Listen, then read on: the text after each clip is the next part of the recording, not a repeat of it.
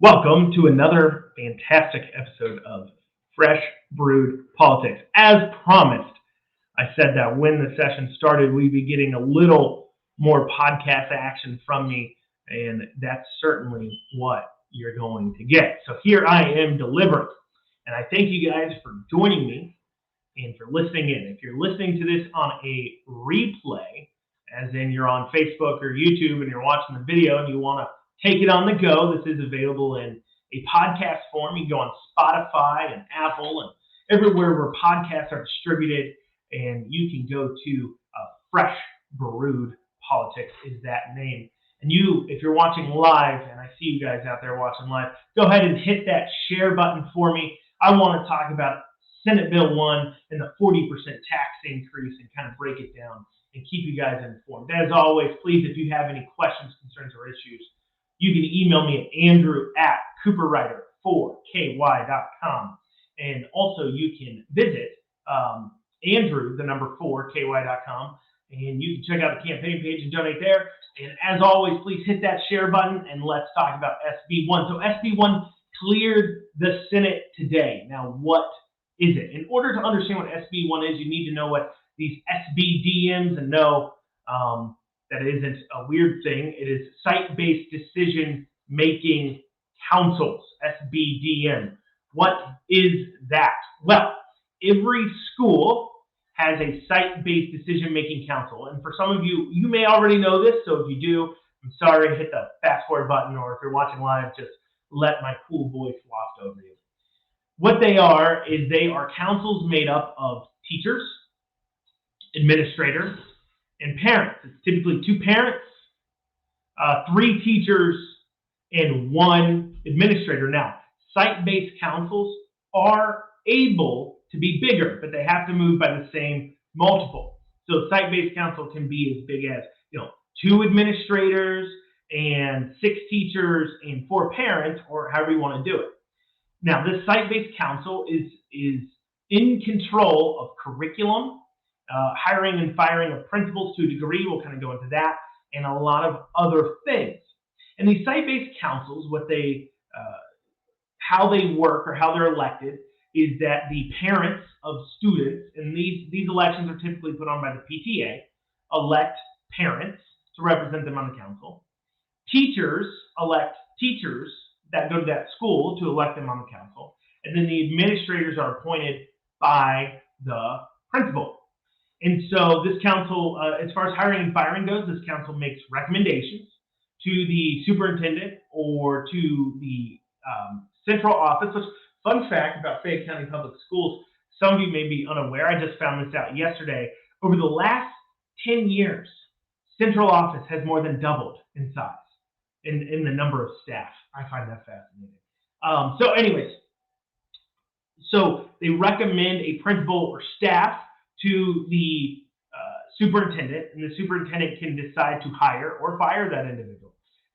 Or hire that individual. If they want to hire them, then they say, okay. If they don't want to hire them, they then turn back to the site-based councils and ask them for a new recommendation. So the superintendent's not able to go out there and just find their own principal.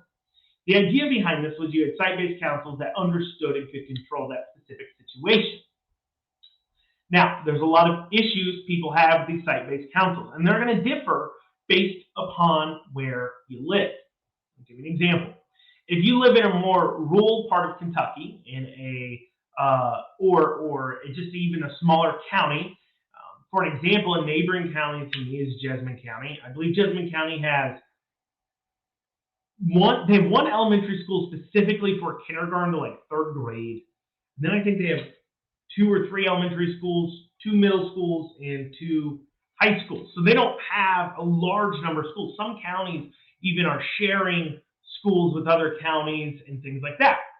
But then you have places like Jefferson, Fayette, Northern Kentucky, where, I don't even know how many elementary schools we have, but it's a fair amount. I believe we have somewhere around at least 100 schools or 50 schools or so. It's high. It's really high. Jefferson County, I know, has tons of schools. And so the issue becomes, and this was something actually brought up on the floor by a Democrat when they were discussing this bill, Senate Bill 1, on the floor, was that in a town like Jefferson County, you may move all through high school from school to school to school to school. I'm sorry, or all through elementary school, middle school, high school. You may be moving around schools, 2 or 3 schools during your elementary time. That's not too crazy, especially if you're renting. You may move around or try to move into better school districts as you can afford better school districts. But the problem is that where every single place gets to set their own curriculum, there is no set curriculum across the district. That is some cause of concern. The other issue is that when you have these site-based councils that people are concerned about, is that you have you have right now how the council's set up where it's majorative teachers and it's not majorative parent. The parents' voices don't really matter and they're drowned out. In fact, a lot of people like to claim that the site-based councils, it's hard to get parents to even partake in it. But a big reason why is because the parents' voices don't matter on these site-based councils. So you end up with the teachers kind of setting it. And there's been a couple of situations that, as I've learned more about this bill and I've talked to more people about it, where these site-based councils tend to be, let's see here. Sorry, somebody said my audio might be a little off. Let's see here. Oh, yep, that is it. There we go. How's that, guys? Is that better audio? Sorry about that. Thank you for letting me know about my audio situation. So there has been situations where the site-based councils have pushed back against the wish of the parents, such as maybe one that comes to mind might be some situations about like trips or things like that, where maybe parents don't want to go, but the teachers like to go on these school trips that are overnight and things like that because, well, the schools pay for a trip and it's a free trip for the teachers. And so these site-based councils decide to put on these field trips sometimes that then everybody else disagrees with.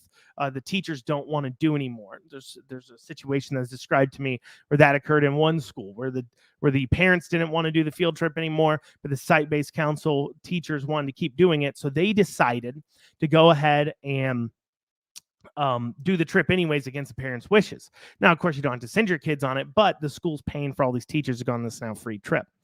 And so there's some situations like that. Now, where this reared its ugly head and why Senate Bill 1 even came about was this past year with this whole, with as we've been dealing with CRT and these gender theory issues and all kinds of other issues that we see being taught in our schools that we as individuals sometimes or oftentimes disagree with. And what that means is well, correction. We had issues with that. And then what happened was the legislator held some hearings about it. Representative Lockett out of Jessamine County proposed BR 69, which has become a House bill number that I should have researched before I came on. Sorry, but it wouldn't be BR 69 anymore. It'd be called something else because the session has started. But pull that up, Nick. Thanks. So anyways, we're going to see if we can find that. So he proposed this bill. So they're doing hearings on this bill about CRT, about this gender stuff, about everything they're being taught. And when they started questioning the state superintendent and they started questioning people and they're asking, well, who's in control of the curriculum?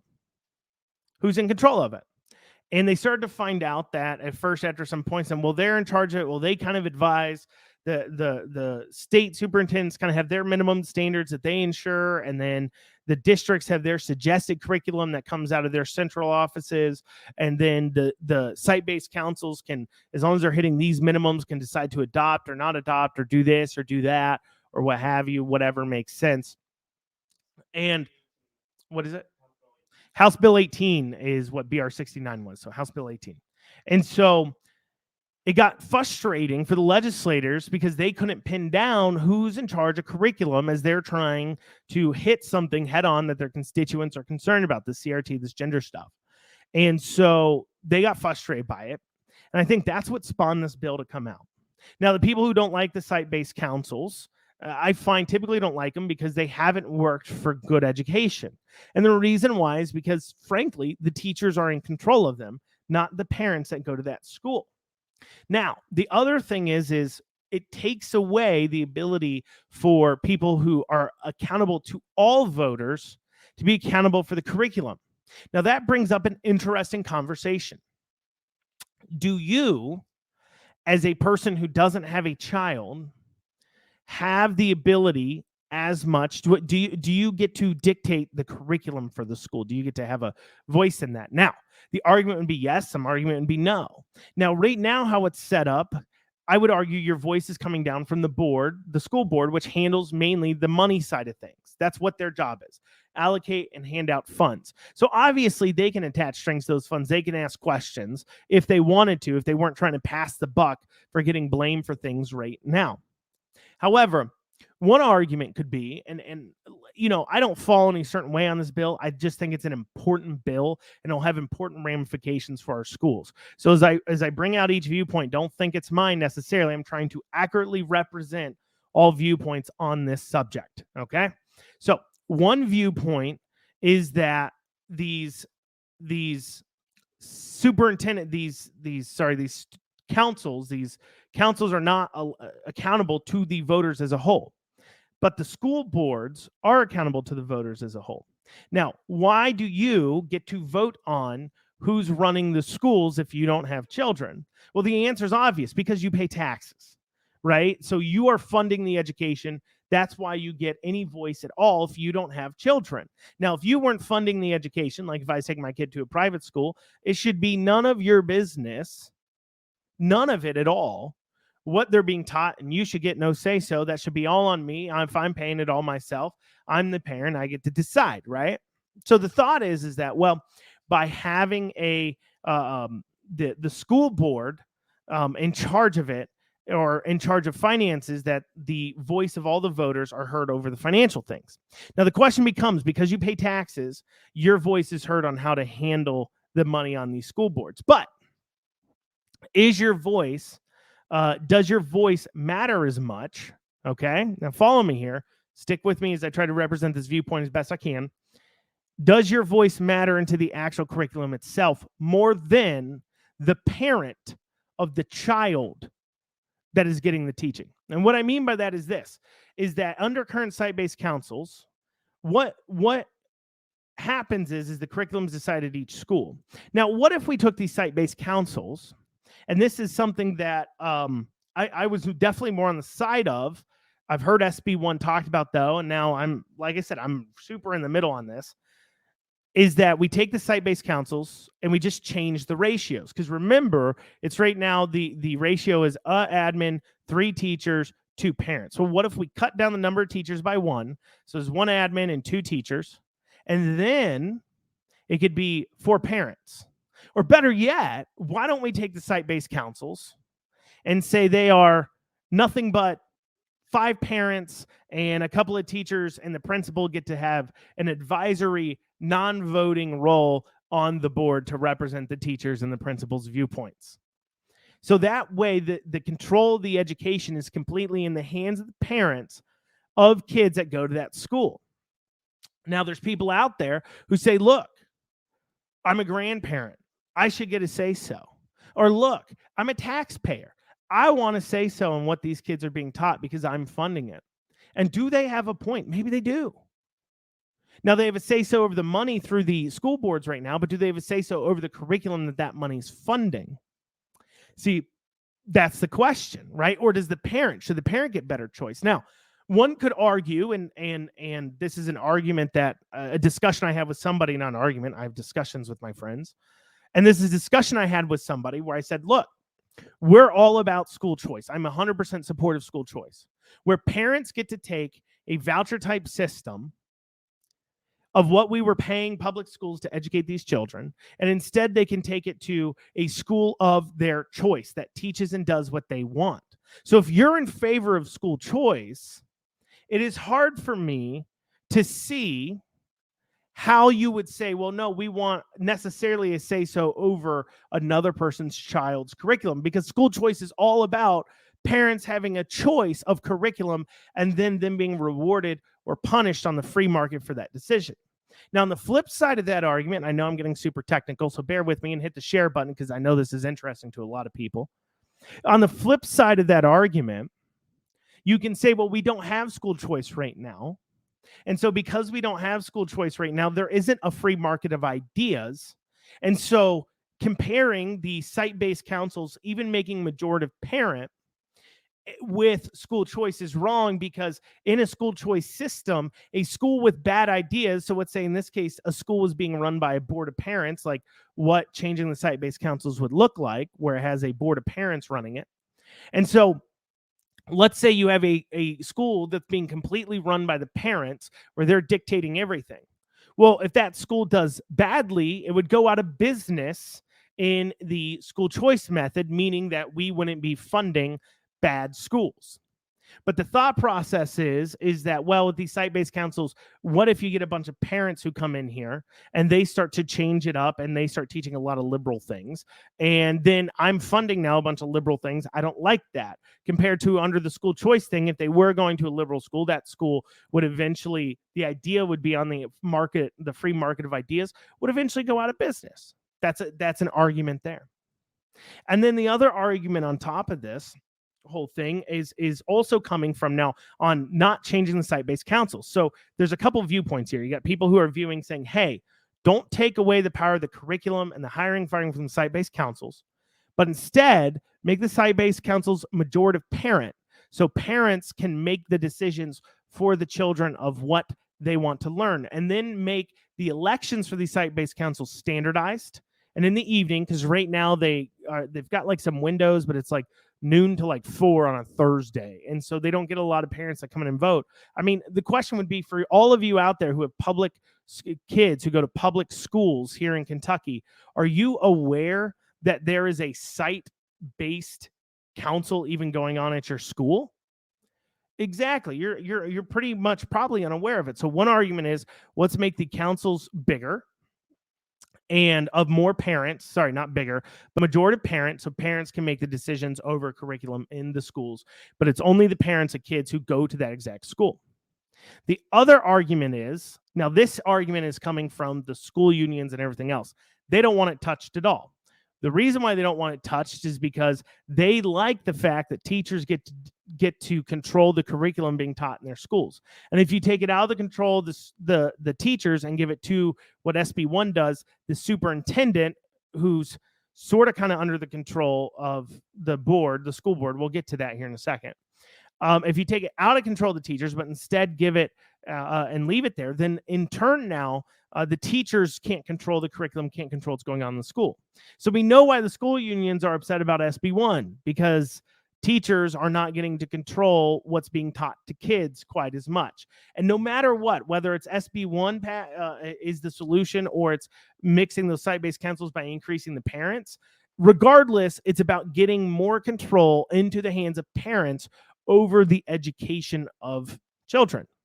So we've kind of talked about there's some downsides to even increasing the site-based councils to be majorative parent. The downside being is you wouldn't have a collective, a normalized and standardized curriculum across the schools that you can hold people accountable to. The other negative to this is if this is something you're concerned about, is it locks out the voice of taxpayers that don't have school children over the curriculum being taught without their input. Okay.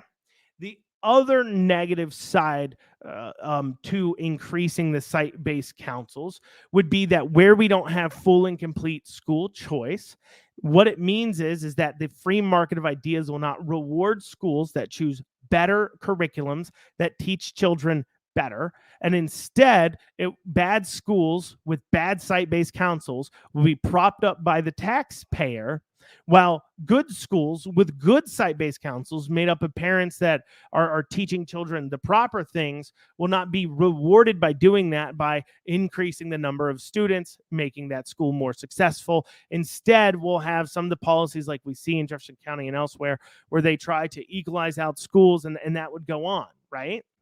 And so, not saying that necessarily those policies are wrong, I'm just saying those are the negatives. Now, So the plan SB1 puts forward is it moves the hiring and firing of principals to the superintendent, which means the principals now are directly accountable to the superintendent, and it moves curriculum to being in charge by the superintendent. Now, this could be good, this could be bad, and it depends. Now, here's my arguments, okay? One is it increases the stakes. And here's my arguments against. Well, not my arguments. Here's the arguments against. Here's the arguments for. Arguments for is site-based councils have failed. Arguments are all the negatives I just said about site-based councils, that they're controlled by the teachers. Arguments against increasing the parent control is you don't have standardized curriculum and you're locking out taxpayers. Arguments against the giving it to the superintendent is this. One, we now have an unelected bureaucrat in charge of the curriculum. Now, they are accountable to the school board, but who else are they accountable to? Well, they're also accountable to the state superintendent, or Kentucky Department of Education, which means if now the superintendent has control over it. Now, let's all rewind for a second to the whole mask mandate situation that started out our school year, where KDE put down a mask mandate and said, this is a mask mandate and everybody's going to follow it. And they were required to, and all these places and superintendents and schools were like, KDE said we had to do it. We have to do it. Now, some said, hold on a second, I don't know if you're that power, and decide to try to fight back. But KDE does have control over a lot of what these schools do. So if you're moving curriculum to the superintendent, does now the KDE and the state superintendent of schools have control over what your child learns? Are we centralizing power too much? Now, Republicans that are in the legislature could not be worried about this because they know that a Republican governor is taking over, or they believe that it is, and chances are it is. However, let's not forget we're under Beshear right now, and the question we have to ask ourselves, does SB1 give Governor Beshear more control over your parents' curriculum than he has now? And do you want that? I know I wouldn't want my child to be under more control from Andy Beshear's situation. So that's of some concern. The other concern here is when it comes to the school boards, it does take parents and citizens to get involved with their school boards. But we know that these elections are insanely expensive. I am talking about there is in the realm of power, okay, just being honest, in the realm of power, you have, I would argue that state house reps might have more a quote unquote power because they're passing state laws than a local school board member has. However, when you look at some of these local school board elections, there is more money being dumped into them than there is for some of these state house races by far, sometimes by doubles or triples. You know, an average state house race may raise 40, 50K the entire election. There are school board races that raise 80K, 90K, 100K in the state of Kentucky. So what that means is because these school unions get super involved, and it's a super big thing for special interest to control. And so, yes, it takes parents getting more involved, but are we shifting more power to be able to be taken advantage of by these school special interest school unions that are dumping thousands of dollars into elections, that then it takes somebody else having to be able to raise thousands of dollars? I mean, let's be honest, my own election, we've raised a fair amount of money. But the problem is most people can't do that. Most people can't do that because they don't know enough people. People don't know them. They don't have a track record like I do. And fundraising off the grassroots the way I've had is very difficult. And so most people running for a state Senate seat would have to normally get involved with special interests or other people to fund them. I mean, we see it all the time. I mean, you go through, you can look at almost any state senator except for one or two and look at who's donated to them, and you can see who's who, a political interest and current people in office and everything else. I mean, you literally can see a list of other campaigns have donated to them or corporate PACs are donating to them because it's just too expensive. It's too expensive, and people don't donate enough because they don't have candidates that come out there and know how to message correctly all the time, right? And so we see this with the school. And so the question is are we giving more power to the school boards, which maybe we are, right? Maybe we're not, because once again, those school boards are in charge of hiring and firing the superintendent. The superintendent is actually under a lot of control from the Kentucky Department of Education at the state level. So are we giving more power to the centralized government state level? I don't know. It looks like it to me. Looks like as I read the bill, that's how it reads to me. And then also as well, are we making it where there is more at stake in these school board races now that curriculum's involved, compared to if you had a site-based council majority parent? You're talking 400 positions being elected every year. I mean, it'd be impossible for the unions to get involved on parent side of that election. That'd be very difficult, which means that the chances of the school unions and school special interests getting to run your curriculum, I think I don't think, it looks like would be lower if under a majorative site-based council situation, but I don't know. I'm going to say that again. I don't know exactly how I feel about this bill, because I always thought increasing site-based councils was the key. But then also as well, you have to ask, once again, you got to ask that question. Well, that locks out the voice of people who aren't parents, but are funding the schools from being in charge of the curriculum. That is something that I think needs to be addressed if you believe they have a right to be in charge of that, because we don't have the free market of ideas that we would with school choice. And there is some nuance there. And I think when we look at SB1, it's worth conversation, and it's important to watch it because I think it will change a lot of our schooling. And the hope is if it does pass, that it does bring about a more standardized curriculum that is free from things like CRT and gender theory and all those things, because parents can now, as they're doing more, hold school boards accountable for the curriculum.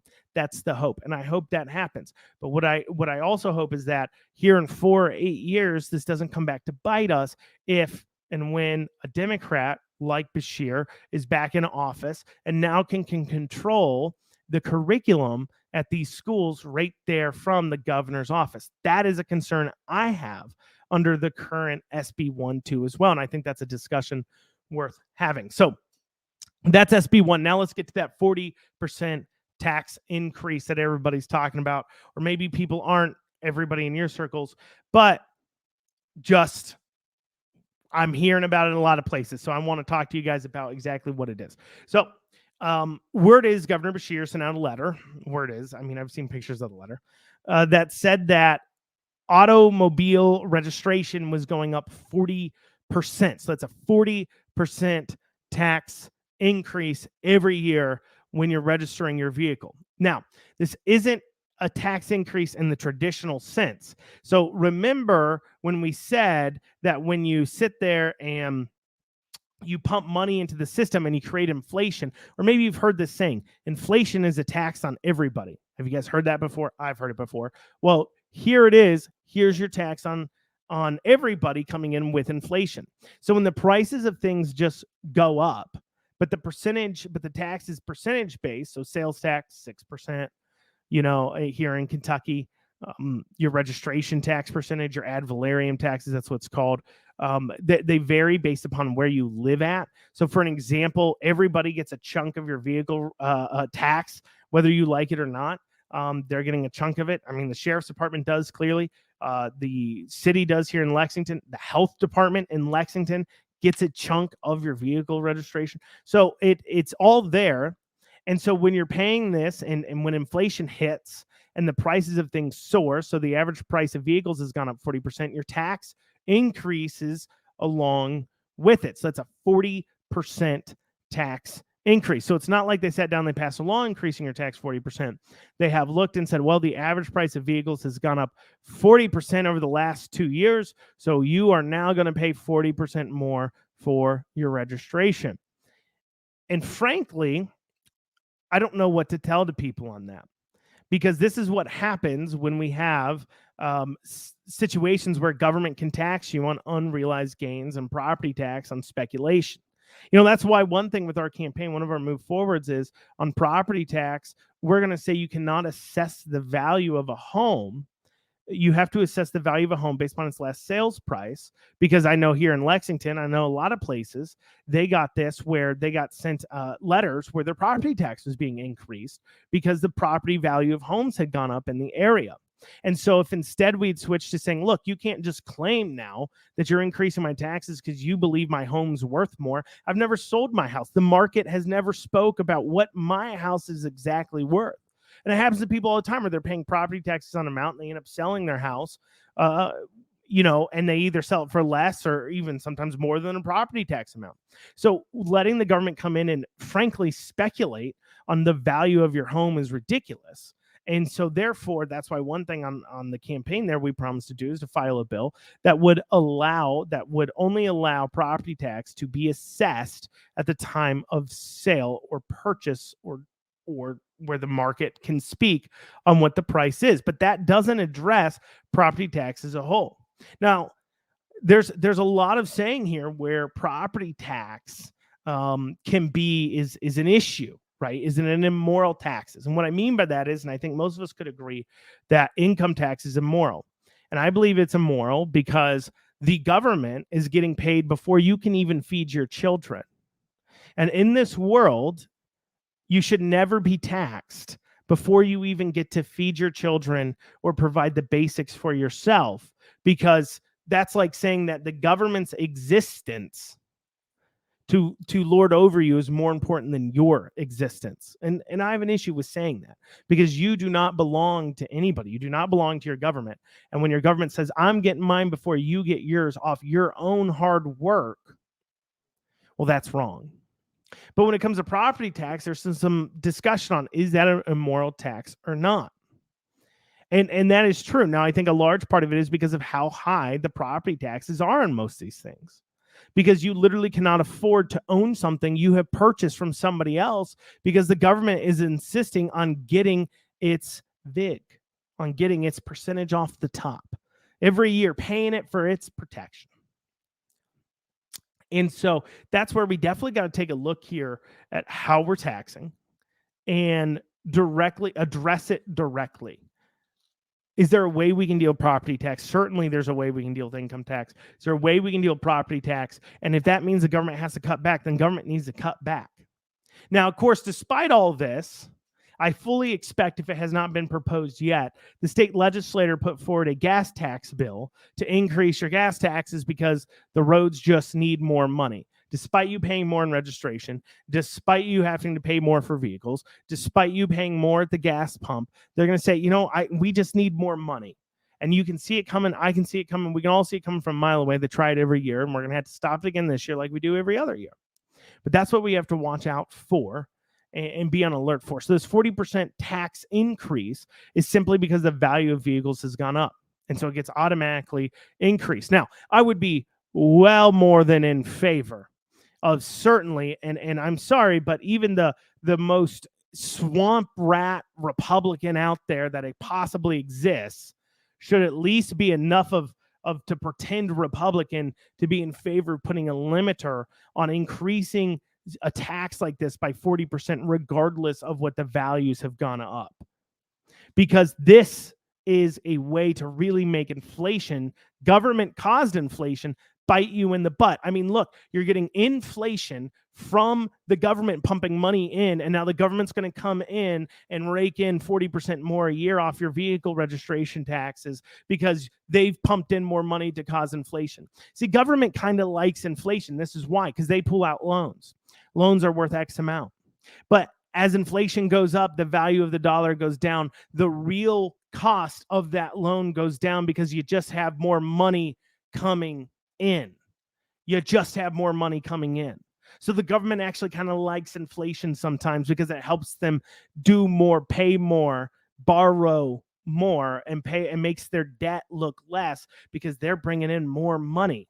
So we need to, even though worst of Republicans need to at least be able to say, look, you can't jump it by that big of a percentage, regardless of what it is.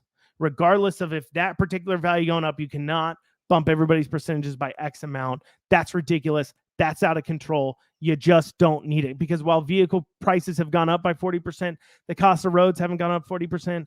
These budgets at all these places like in Lexington, the sheriff's office and the health department, all of them, they're not going up 40%. It's not like everything's going up 40%. It's just that one item. And to tax you more for the privilege to own an item that through government produced inflation and government produced labor shortages has caused to rise in price. They're getting you on the cost of to purchase it, and now they're getting you on top of that. And it's all, quite frankly, ridiculous, and it needs to stop. Well, thank you guys for joining me. As always, please share this with people. Let people know. Make sure you sign up for alerts from our pages. So when we go live with these, you'll be on top of it. We'll probably go live next week, probably Tuesday, Wednesday next week, and bring more news from the legislator and more news about what's going on out there. Thank you, guys.